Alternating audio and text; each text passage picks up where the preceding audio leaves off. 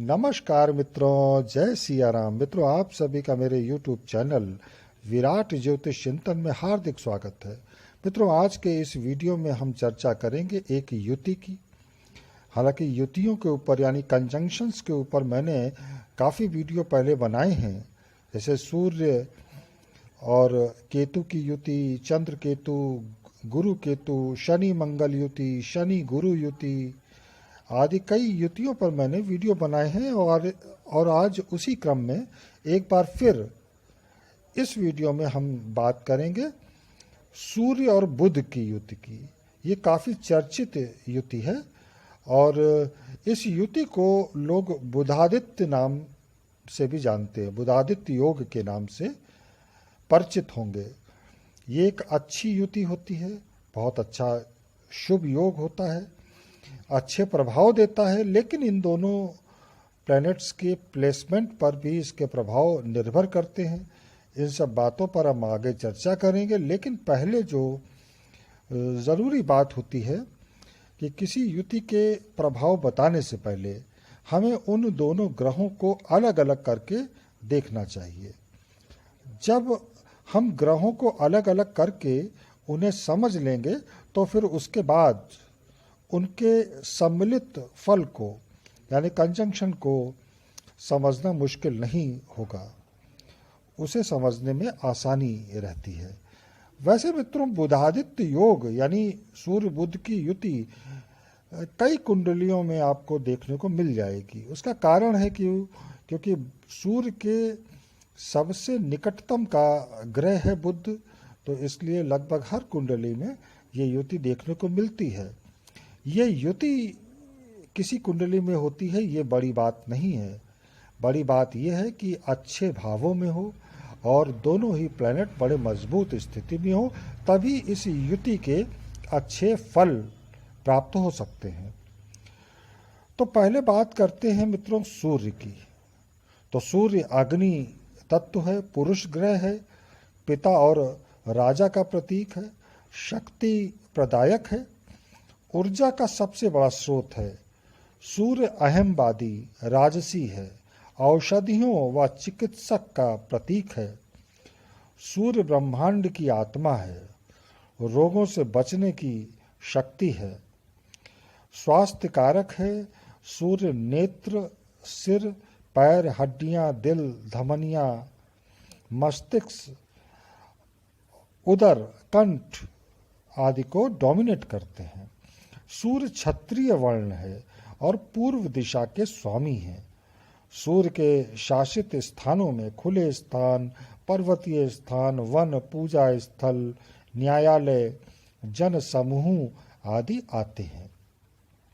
और अब बात करते हैं बुध की। तो बुध ग्रहों में युवराज हैं, वैश्य वर्ण है, नपुंसक लिंग है, उत्तर दिशा के स्वामी हैं।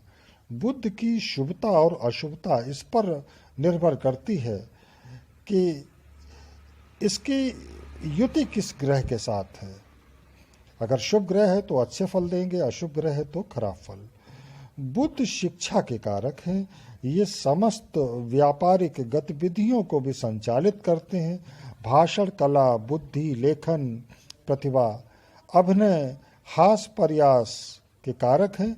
बुध से वाणी का विचार होता है। विविध विषयों से जुड़ी बहुत सारी सूचनाएं बुध के पास होती हैं, इसलिए ये बड़े ही प्रतिभाशाली हैं।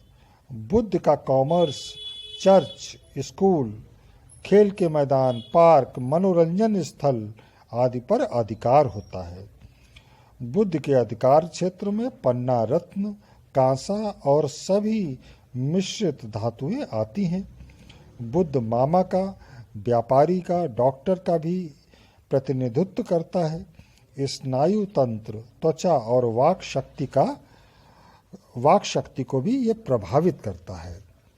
तो मित्रों, दोनों ही प्लैनेट्स को अलग अलग समझ लेने के बाद अब हम बात करते हैं इन दोनों ग्रहों के संयुक्त प्रभावों की, यानी कंजंक्शन की। तो ये जो कंजंक्शन है, जिसे हम बुधादित्य योग भी कहते हैं, प्रायः इसके फल बहुत ही अच्छे मिलते हैं। चूंकि सूर्य यश, प्रतिष्ठा, तेजस्विता और निरोगता देते हैं और बुध बुद्धि व अच्छी शिक्षा के कारक हैं, इसलिए इन दोनों ग्रहों की युति होने से जातक की प्रतिभा कई गुना बढ़ जाती है।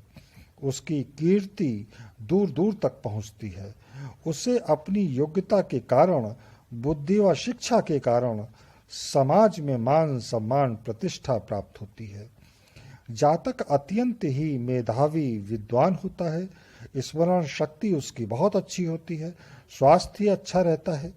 कठिन से कठिन कार्यों को वह आसानी से पूरा कर लेता है। इसकी क्षमता होती है उसके पास।